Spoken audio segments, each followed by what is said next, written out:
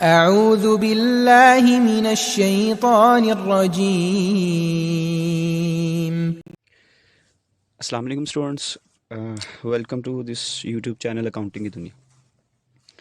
जी students, आज हम जो चैप्टर करने जा रहे हैं वो B com part 2 advance accounting का चैप्टर नंबर 4 है। जी, इस चैप्टर का नाम है company final account.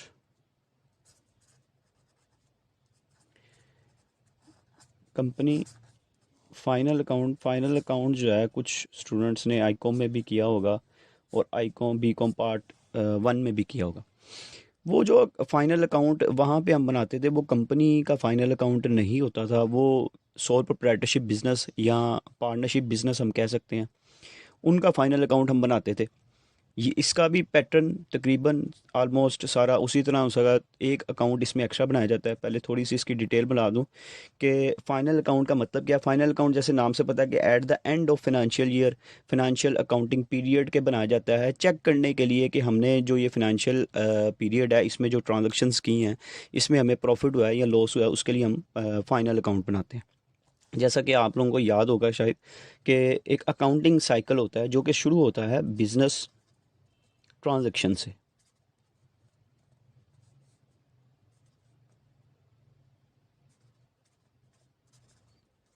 Business transaction होती है जी, और इसके बाद जर्नल बनता है जहाँ पर एंट्रीज़ जो जर्नल एंट्रीज़ होती हैं उनकी रिकॉर्डिंग की जाती है।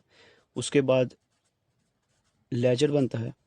लेजर में जितने भी हमारे अकाउंट्स होते हैं उनकी क्लासिफिकेशन की जाती है। उसके बाद हम यहाँ पर ट्रायल बैलेंस बनाते हैं। ठीक है, जो लेजर के बैलेंसेस आते हैं वो यहाँ पे ट्रांसफ़र किए जाते हैं। और इसके बाद यहाँ पर हम क्या बनाते हैं जी, फाइनल अकाउंट बनाते हैं। फाइनल अकाउंट के बाद दोबारा बिजनेस ट्रांजैक्शन स्टार्ट हो जाती है। तो आज जो हम स्टेप पे पहुँचे हैं वो ये फाइनल अकाउंट है। फाइनल अकाउंट हम बनाएंगे। ये फाइनल अकाउंट पहले भी बताया कि फाइनल अकाउंट किस लिए बनाया जाता है, ताकि हम चेक कर सकें कि हमने जो ये अकाउंटिंग पीरियड जो कि 1 साल का हो सकता है, 6 माह का हो सकता है, इसमें जो ट्रांजैक्शंस की हैं इस पर हमें प्रॉफिट हुआ है या लॉस हुआ है उसको फाइंड आउट करने के लिए हम फाइनल अकाउंट बनाते हैं। अच्छा जी, पहले जो फाइनल अकाउंट आप कर चुके हैं, आप सबको याद होगा आईकॉम में, उसमें आपने सबसे पहले जो चीज़ बनाई होगी वो आपने बनाया था ट्रेडिंग अकाउंट। और इसके साथ ही दूसरी जो चीज़ उसी के साथ ही अटैच कर दी जाती थी वो था profit and loss account. Profit and loss account, ठीक है जी, ये दो। और इसके बाद आप तीसरी चीज़ जो उसमें बनाते थे वो आप बनाते थे बैलेंस शीट। ये वो तीनों चीज़ें आप बनाते थे। ट्रेडिंग अकाउंट और प्रॉफिट एंड लॉस अकाउंट ये एक ही परफॉर्मेंस में बनाया जाता था, इसको एक भी कंसीडर कर सकते हैं आप। ये चीज़ें आप बनाते थे, trading, profit and loss account, और बैलेंस शीट बनाया जाता था जो सिंपल फाइनल अकाउंट होता था, जो कि सोल प्रोप्राइटरशिप बिजनेस या पार्टनरशिप बिजनेस से रिलेटेड होता था। ठीक है जी, अब यहाँ पर हम एक नया अकाउंट बनाएंगे जो कि कंपनी फाइनल अकाउंट से रिलेटेड है, और उसका नाम होता है जी profit and loss appropriation account. Profit and loss appropriation account. ये क्या है? ये अप्रोप्रिएशन अकाउंट एक एक्स्ट्रा अकाउंट कंपनीज का बनाया जाता है जहाँ पे वो अपने रिजर्व्स, जहाँ पे वो अपने dividend, final dividend, propose dividend, interim dividend, उसके अलावा अपने रिजर्व्स, ये सारी चीज़ें जो कंपनीज मेंटेन करती हैं वो इस अकाउंट में करती हैं, जिसको हम क्या नाम देते हैं, profit and loss appropriation account का नाम दिया जाता है।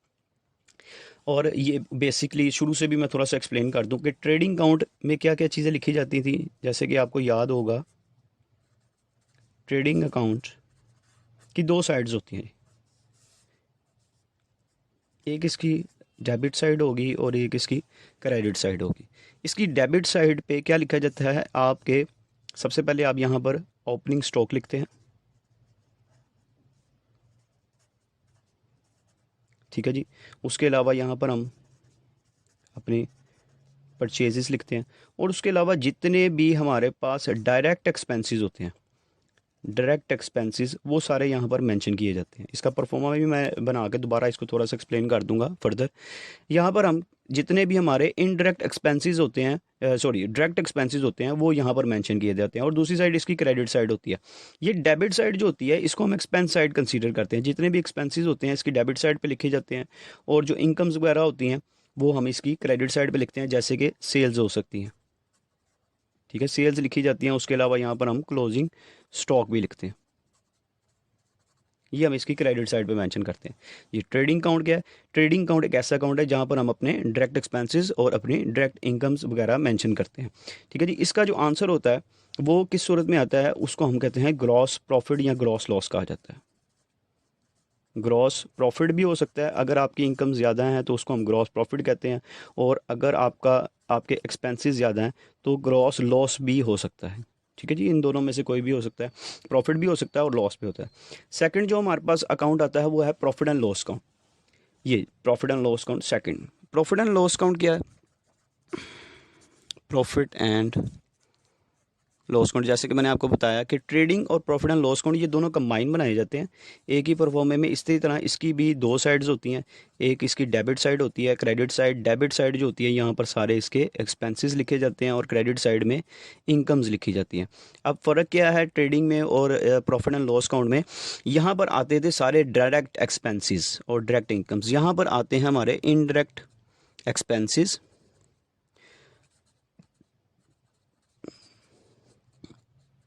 और क्रेडिट साइड पे लिखी जाती है हमारी इनडायरेक्ट इनकम्स लिखी जाती है।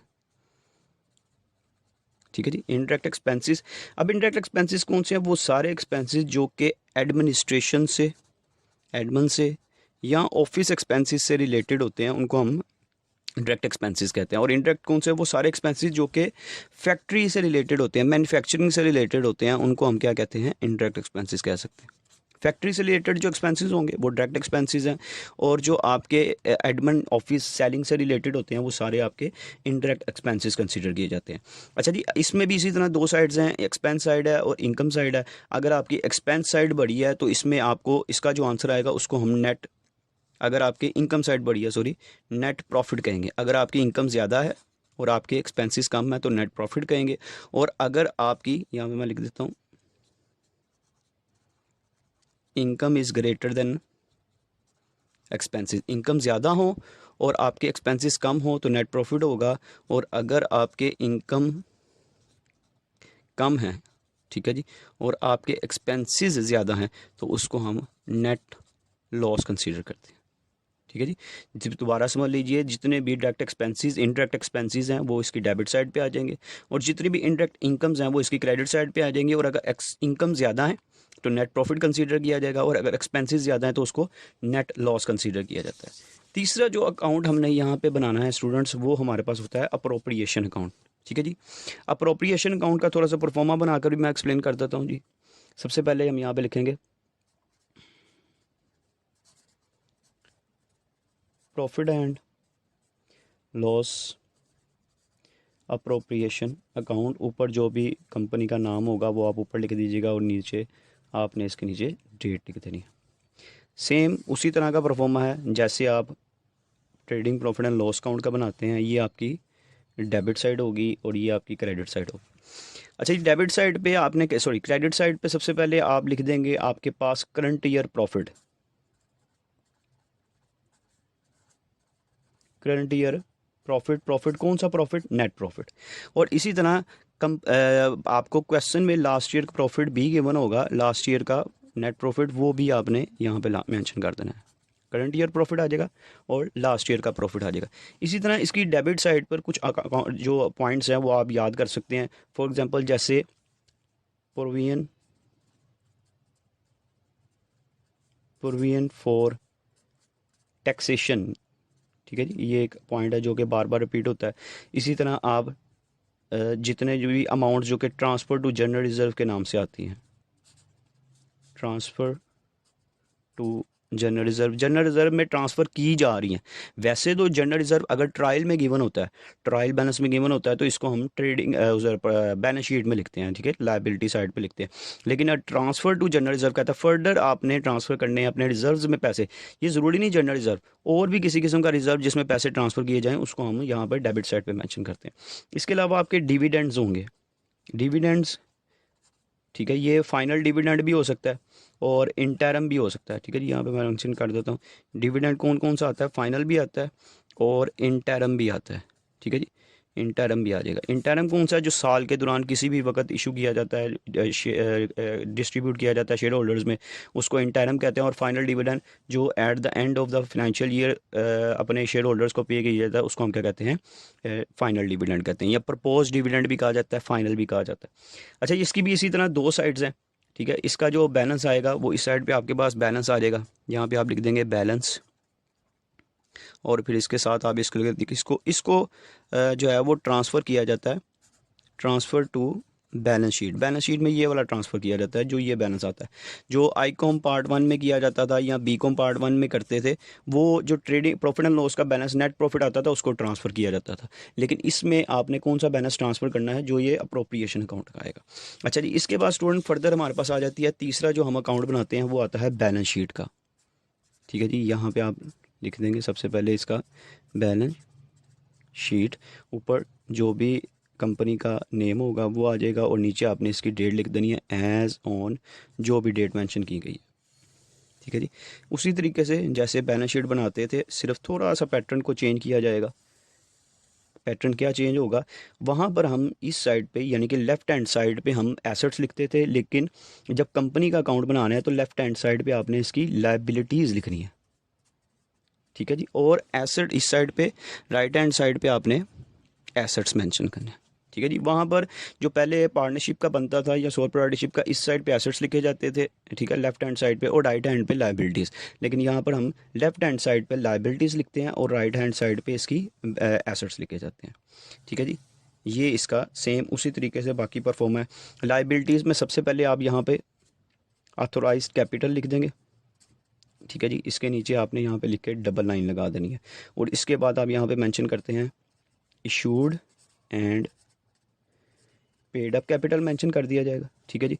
उसके बाद आपने यहाँ पे कैपिटल लिख देंगे, जो भी आपका कैपिटल है, इशूड कैपिटल। उसके बाद आपने यहाँ पे एक हेड बना देना है रिजर्व्स का, ठीक है जी। रिजर्व्स के हेड में जो आपके रिजर्व हैं, जनरल रिजर्व, ठीक है जी, और इसके अलावा जो रिजर्व हैं, और प्रॉफिट एंड लॉस अप्रोप्रिएशन का बैलेंस भी इधर ट्रांसफ़र किया जाता है। Profit and loss account appropriation account का बैलेंस भी रिजर्व के हेड में लिखा जाता है। इसके बाद आप यहाँ पे अपनी लॉन्ग टर्म लायबिलिटीज़ लिख सकते हैं, लॉन्ग टर्म लायबिलिटीज़ लिख देंगे, और उसके अलावा further long term liabilities percentage वाली जो लायबिलिटीज़ होती हैं वो आ जाएंगी, और इसके बाद आपने यहाँ पे करंट लायबिलिटीज़ मेंशन कर देनी, ठीक है। इसी तरह जब एसेट साइड पे जाते हैं तो एसेट साइड पे सबसे पहले आप लिखेंगे अपने फिक्स एसेट, ठीक है जी। इसके बाद आप यहाँ पे अपने करंट एसेट लिख सकते हैं, फिक्स एसेट और करंट एसेट मेंशन कर दिए जाते हैं। ये हमारे पास परफॉर्मा था। सेम उसी तरीके से इनका टोटल किया जाएगा, तो इन दोनों का टोटल आपस में क्या आना चाहिए, इक्वल आना चाहिए। ये चार अकाउंट्स हमने बनाने हैं। दोबारा एक बार देख लीजिएगा कौन कौन से अकाउंट है हमारे पास। सबसे पहले हमने देखा कि trading profit and loss account है, trading account, profit and loss account, और इसके बाद हम बनाएंगे profit and loss appropriation account बनाएंगे, और एट द एंड लास्ट पे हमने बैलेंस शीट बनानी है। तो इसकी जो एडजस्टमेंट्स हैं वो भी एक लेक्चर में मैं सारे, एक इंट्रोडक्टरी लेक्चर ये जो है, इसके साथ ही नेक्स्ट लेक्चर में मैं इसकी जितनी भी एडजस्टमेंट्स हैं जिनके डबल फैक्ट होते हैं, जैसे कि आई कॉम पार्ट 1 में किया होगा और बी कॉम पार्ट 1 में भी किया है, उनमें सबको दोबारा एक बार रिपीट कर दूंगा नेक्स्ट लेक्चर में। और इंशाल्लाह इसके भी सारे क्वेश्चन ही करवाए जाएंगे, जैसे कि मैंने बाकी लेक्चर्स में तमाम क्वेश्चन तमाम चैप्टर्स के करवाए हैं। इंशाल्लाह इसके भी सारे क्वेश्चन करवाए जाएंगे, और इंशाल्लाह नेक्स्ट लेक्चर में आपसे मुलाकात होगी। आप सबसे गुजारिश है कि जैसे कि आपने पहले ये चैनल को सब्सक्राइब कर चुके हैं, तो अपने फ्रेंड्स के साथ, दोस्तों के साथ भी शेयर करें इस चैनल को, और वीडियोस को लाइक करें, अपने फ्रेंड्स के साथ शेयर करें। इंशाल्लाह नेक्स्ट लेक्चर में आपसे मुलाकात होगी स्टूडेंट्स। तब तक के लिए अल्लाह हाफिज़।